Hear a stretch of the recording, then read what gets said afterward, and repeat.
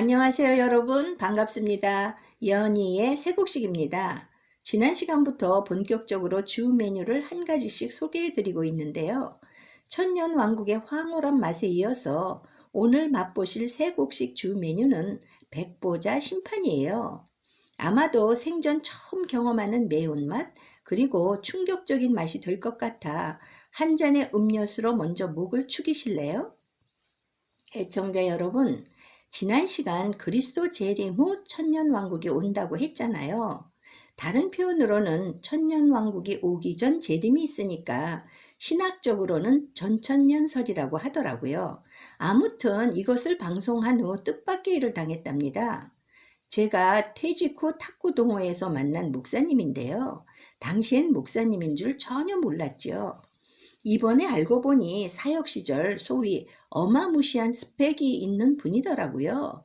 자칭 열탕, 냉탕, 온탕 신학을 다 하고 보수, 진보, 자유신학을 다 경험한 중견 원로 목사라고 하시는 분이세요. 제게 권유랄까? 영적 공경이랄까? 물론 말로는 나를 아끼고 사랑하기 때문이라 하시면서 여러 번 카톡으로 주고받다가 답답하신지 전화를 하신 거예요. 무슨 말을 하셨냐고요? 계시록을 자기 지식과 이해 중심으로 해석하면 이단이 된다고 하시면서 어느 박사님이 계시록 강의 전집을 쓰셨는데도 소위 교회 목사님들이 계시록은 논하지 않는다는 거예요. 본인도 목회 시절 천년 왕국에 관심은 있어도 설교는 두려워서 못했다고요. 왜냐고요? 묵시라 잘못 증언하면 이단이 되기 때문에 위험하다는 거였어요. 더군다나 사도 바울조차 삼층천까지 갔다가 계시를 받고도 감히 건드리지 않는 요한계시록을 어찌 감히 세속적인 인간들, 말하자면 평신도인 일개의 권사가 말할 수 있냐는 거였어요. 그건 일종의 교만일 수 있다고요. 그러면서 예수 믿으면 영생을 얻는다는 예수 구원의 순수한 복음만을 전하라면서 로마서 갈라디아서를 다시 읽어보라고 간곡한 조언을 하시는 거예요. 뿐만 아니라 목회적 전문가가 권사에 불과한 나의 이 가르침을 받는다면 무지한 자이거나 전하는 나는 교만하다는 거예요. 그래서 이번 기회에 그분이 얼마나 대단하신 분임을 알게 되었답니다. 저도 할 말이 있겠죠. 그래서 제 말도 좀 들어달라 간청하면서 목사님, 마지막 때 작은 책의 비밀을 성령님께서 풀어주셨기에 알 수 있는 거예요. 라고 해도 아예 들으려 하지 않고 귀를 막으시더군요. 더 이상 소통이 안 되어 전화를 끊었답니다. 그렇지 않아도 신천지에 다니는 동생하고 만날 때마다 심한 논쟁이 있었는데 또다시 이와 비슷한 상황을 당하고 보니 이런 말씀이 생각났답니다. 그러나 어리석은 변론과 족보 이야기와 분쟁과 율법에 대한 다툼을 피하라. 이것은 무익한 것이요 헛된 것이니라. 아멘, 할렐루야입니다. 억지로 설득하거나 훈계할 필요가 없었구나를 크게 깨닫게 되었어요. 또 있어요. 예수님께서도 들을 귀 있는 자는 들어라고 하셨잖아요. 복음은 설득해서 교인을 삼는 것이 목적이 아니라 들을 귀 있는 자에게 생명의 길을 열어주는 것이구나를요. 여러분, 생명을 주는 영원한 복음이 듣고 깨닫지 못하는 자에게는 사망의 선포요. 귀를 막는 자에게는 스스로 심판을 자초하게 하는 선언이 아닐까요? 이 일을 겪으면서 저처럼 영원한 복음을 듣고 신이 나서 전하다가 오히려 공격당하는 빛의 자녀들에게 다소나마 공감하라고 이런 경험을 주신 것 같아 감사를 드리게 되었어요. 할렐루야. 사랑하는 애청자 여러분, 오늘 주 메뉴 전에 한 잔의 음료수로 목을 축이다 보니 너무 시간이 많이 갔네요. 자, 그럼 이제 오늘의 세 곡식 주 메뉴, 저의 궁금증을 풀어준 백보자 심판의 매운맛을 한번 시식해 볼까요?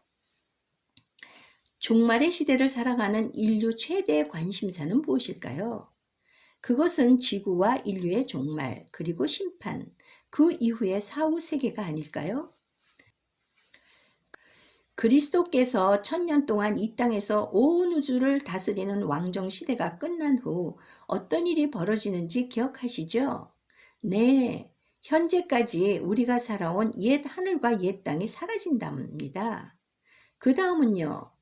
부활하신 예수님처럼 보이기도 하고 만져지기도 하는 세계인데요. 쉽게 말하면 물질 세계와 영의 세계가 결합된 새하늘과 새 땅에서 마지막 백보자 심판이 있게 되어요. 그러면 왜 하나님께서 새하늘과 새 땅이 도래하기 전에 백보자 심판을 예비하셨을까요? 그 보좌 앞에는 여러 책들 가운데 또 다른 책이 펴져 있는데요. 그 책은 생명책인데 다른 생명책인 거예요. 죽은 자들이 자기 행위를 따라 두 부류의 책들에 기록된 대로 심판을 받게 되어요. 이때 생명책에 기록되지 못한 자들이 둘째 사망 곧 불못에 던져진다는 거예요. 그럼 둘째 사망 불못에 들어가는 자는 누구일까요? 바다가 그 가운데서 죽은 자들을 내주고 또 사망과 음부도 그 가운데서 죽은 자들을 내주매 각 사람이 자기의 행위대로 심판을 받고 라는 말씀이 있는데요. 도대체 이건 또 무슨 말씀일까요? 네, 사망과 음부에서 죽은 자들이 나오는데요. 이들은 창세 이후로 죽임을 당한 어린 양의 생명책에 용명되지 못하고 죽은 모든 자들이에요. 다시 말하면 성령을 회방하고 조롱하는 거짓 목자들이고요. 가인의 계보에서 나오는 666의 열매, 마귀의 자녀들이 아닐까요? 네, 맞아요. 이들은 백보자 심판 때까지 감옥을 상징하는 사망과 음부라는 감옥에 가두어 두었다가 둘째 사망 불못에 들어가는 자들이랍니다. 이번엔 다른 생명책에 기록된 자들인데요. 이들이 과연 누구일까요? 애청자 여러분, 천년왕국을 기억하시죠? 그리스도께서 재림 후 이 땅을 1000년간 다스리잖아요. 누구랑요? 네, 특별 계층인 왕권을 가진 후사들과 하나님의 종들이라고 했죠. 이때는 평화의 왕이신 그리스도께서 다스리는 나라라 백성들이 바다의 모래같이 번성하는 거예요, 세상에. 모든 사람들 가운데 그리스도를 섬기고 순종하는 선한 행위를 하는 자들이 바로 다른 생명책에 농명된 자들인 거예요. 그리고 이들은 믿음의 소산이 아니라서 새 하늘과 새 땅에서 열리는 백보자 심판 때 심판의 부활로 나와서 자기들의 행위대로 심판을 받지만요. 결국은 마지막 하나님의 총회에 들어가게 되어요. 이 말은 새 하늘의 천국 시민으로 들어간다는 뜻이에요. 할렐루야. 그럼 생명의 부활과 심판의 부활은 또 무엇일까요? 성경에 선한 일을 하는 자는 생명의 부활로, 악한 일을 하는 자는 심판의 부활로 나온다는 말씀이 있잖아요. 제가 교회를 평생 다니면서 신앙생활을 했어도 천년왕국에 대해 들어본 적이 없다 했잖아요. 이 구절도 마찬가지예요. 재미있는 것은 어떤 목사님은 선한 일을 한다는 뜻이 예수님과 동행한다는 뜻이다 라고 하시고요. 또 어떤 목사님은 예수님을 영접한 이후 거룩하게 살아서 깨끗한 심령이 돼야 생명의 부활을 한다고도 하는 거예요. 그야말로 그 해석이 정말 각양각색인 거예요. 저는 또 어떻게 알고 있었냐고요? 선한 일은 착한 일을 하는 것이 아니라는 것은 알고 있었어요. 왜냐하면 인간은 죄인이고 행위로는 구원받을 수 없다는 믿음이 있었거든요. 그래서인지 저는 내 아버지의 뜻은 아들을 보고 믿는 자마다 영생을 얻는 이것이니 마지막 날에 내가 이를 다시 살리리라 는 이 말씀을 너무 좋아했어요. 아버지의 뜻이 아들을 믿는 것이고 믿으면 영생을 얻는다고 하셨잖아요. 저는 갈등이 많았던 대학 졸업 때쯤 예수의 피로 죄사함을 받고 믿음으로 구원을 받아 거듭난 크리스찬이 되었어요. 그때부터 내 인생이 바뀌었답니다. 그래서 당연히 난 생명의 부활에 참여할 것이고 영생을 얻었다고 믿고 살아왔답니다. 물론 둘째 사망인 지옥으로 안 가고요. 이처럼 믿는 자들은 이혈령 비혈령식이랄까요? 각자 자기식의 강력한 믿음으로 마이웨이 하면서 살고 있더라고요. 그런데요, 내 인생을 또 한 번 업그레이드 시켜준 사건이 일어난 거예요, 글쎄. 말하자면 땅에 속한 교회에서 주던 율법적 초등학문, 그리고 세속적이고 인본적인 지식 등의 무궁국식을 먹다가 마지막 늦은 비 성령의 기름으로 알게 된 영원한 복음인 새국식을 먹게 된 거예요. 할렐루야! 이 곡식을 먹고 보니 이 생명의 부활과 심판의 부활에 대해서도 모두 잘못 해석하고 있더라고요, 세상에. 그러나 그럴 수밖에 없구나를 또한 충분히 이해하게 되었답니다. 왜냐고요? 이 천국 비밀을 안다는 것, 성경을 바르게 해석한다는 것은 인간의 지식과 영과 노력으로는 절대 되는 게 아닌 거예요. 그럼 뭘까요?